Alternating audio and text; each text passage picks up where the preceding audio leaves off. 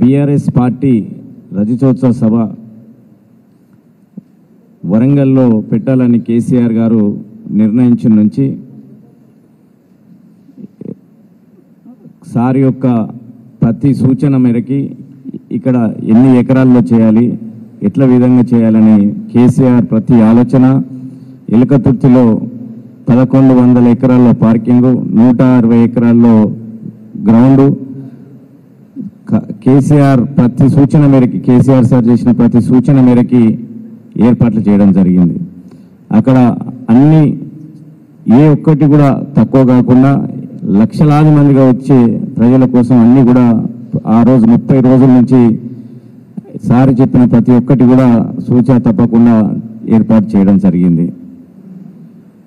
అక్కడ రైతులు ఒక్క మాట మీదకెళ్ళి కేసీఆర్ కోసం సభ కోసం అన్నిటితోటే ఈ 100 ఎకరాలు ఇచ్చిన ఆ రైతులందరికీ కూడా నిజంగా ధన్యవాదాలు.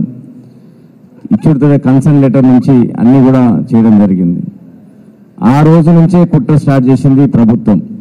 ఏ రోజైతే రైతులు స్థలం ఇచ్చి కన్సర్న్ లెటర్ ఇచ్చిరో 28వ తారీఖు మేము లెటర్ ఇస్తే నెల క్రితం 10 రోజుల వరకు కూడా పర్మిషన్ ఇవ్వలే. ఆ రోజే కేసీఆర్ గారు డౌట్ పడ్డారు, ఈ ప్రభుత్వం ఎట్టి పరిస్థితుల్లో పోలీసులు మనకు పర్మిషన్ ఇవ్వరు కాబట్టి ఆ రోజే అనుమానం వ్యక్తం చేయడం జరిగింది కేసీఆర్ గారు. అనుకున్నట్టుగానే ఆ రోజు పర్మిషన్ ఇవ్వకపోతే కోర్టుకు పోవడం, కోర్టు ద్వారా పర్మిషన్ తెచ్చుకొని ఏర్పాట్లు కూడా ప్రభుత్వం ఎన్ని కుట్రలు కుతంత్రాలు చేసినా ఏర్పాట్లు అన్నీ కూడా సవ్యంగా చేయడం జరిగింది. పోలీసులు కావాల్సి సభ జరిగే ఏర్పాట్లన్నీ రోజులు చాలా మంచిగా మేము సహకరిస్తామని చెప్పి లాస్ట్ రోజు మాత్రం కుట్రపూర్వకంగా చేశారు. చరిత్రలో తెలంగాణ చరిత్రలో ఉమ్మడి రాష్ట్ర చరిత్రలో ఒక రాజకీయ పార్టీ సభ పెట్టుకుంటే సహకరించాల్సిన పోలీసులు యూజర్స్ ఛార్జెస్ మా దగ్గర డబ్బులు తీసుకున్నారు. 2000 మంది పోలీసులు మీకు సపోర్ట్ చేస్తున్నామని చెప్పి మా దగ్గర డబ్బులు తీసుకున్నారు, మా దగ్గర డబ్బులు కట్టించుకున్నారు. అఫీషియల్గా కమిషనర్ రేటుకి డబ్బులు కట్టించుకున్నారు. ఇప్పటి వరకు ఏ రాజకీయ పార్టీకైనా కట్టించుకున్నారా? ఇప్పటి వరకు ఎన్నో మంది వీళ్ళు ఫంక్షన్స్ ఈవెంట్లు పెద్ద వాళ్ళు వస్తే పోలీస్ రిక్వైర్మెంట్ ఎన్నడన్నా యూజర్ ఛార్జెస్ తీసుకున్నారా? మరి డబ్బులు తీసుకొని యూజర్ ఛార్జెస్ డబ్బులు తీసుకొని ఖర్చులు అయితే అని చెప్పి తీసుకొని పోలీసు అడ్డంగా 2000 మంది వస్తామని చెప్పి దాదాపు 200 కాదు కదా 20 మంది పోలీసులు కూడా లేరు. నిన్న నేను పెద్ది సుదర్శన్ రెడ్డి అన్న వినయ్ భాస్కర్ మేము రోడ్ల మీద డ్యూటీ చేయాల్సిన పరిస్థితి వచ్చింది.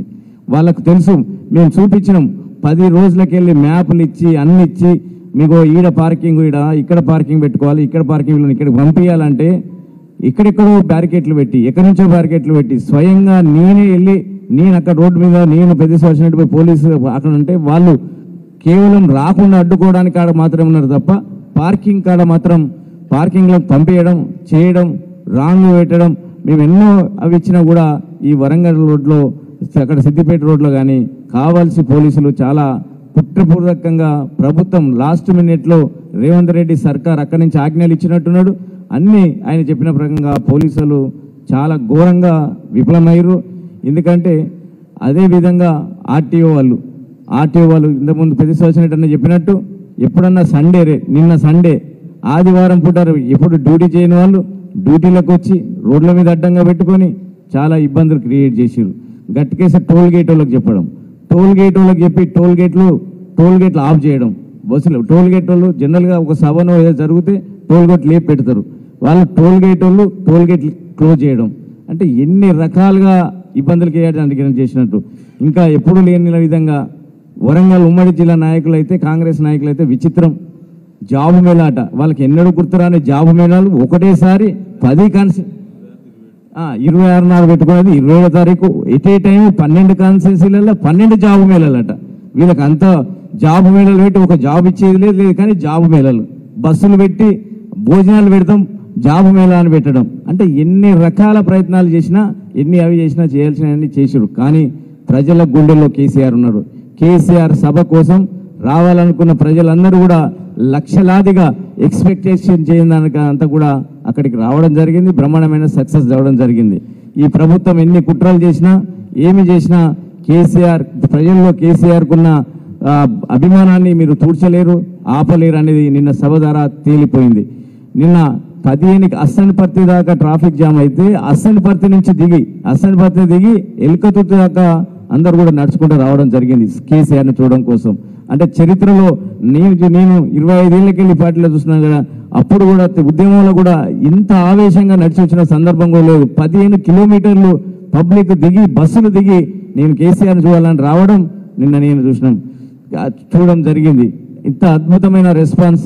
మళ్ళీ కేసీఆర్ రావాలి, కేసీఆర్ని చూడాలి, కేసీఆర్ మాట వినాలని అన్ని రకాల ప్రజలు. అదేవిధంగా ఇక్కడికి వచ్చే ప్రజలు చూసింది ఒకటైతే టీవీలల్లో ఒక్కొక్క టీవీ ఛానల్లో వ్యూస్ చూస్తే కోట్లల్లో ఒక్కొక్క ఛానల్కు కోట్లల్లో లక్షలల్లో వ్యూస్. అంటే దాదాపు 10 కోట్ల మంది, దాదాపు 10-15 కోట్ల మంది వ్యూస్ చూసారు ఒక్క కేసీఆర్ కోసం. నిన్న IPL మ్యాచ్లున్నా ఏవి ఉన్నా చూడని అది అన్ని బంద్ పెట్టి టీవీలన్నీ కూడా చిన్న పిల్లల నుంచి మొదలు పెడితే పెద్దవాళ్ళు ముసలి వాళ్ళ వరకు కేసీఆర్ టీవీల ముందే కూర్చొని కేసీఆర్ స్పీచ్ కోసం, కేసీఆర్ సభ కోసం చూసిరంటే కేసీఆర్ మీద అభిమానం ఎంత ఉందో ఈ ఒక సందర్భంగా తెలుసుకోవచ్చు.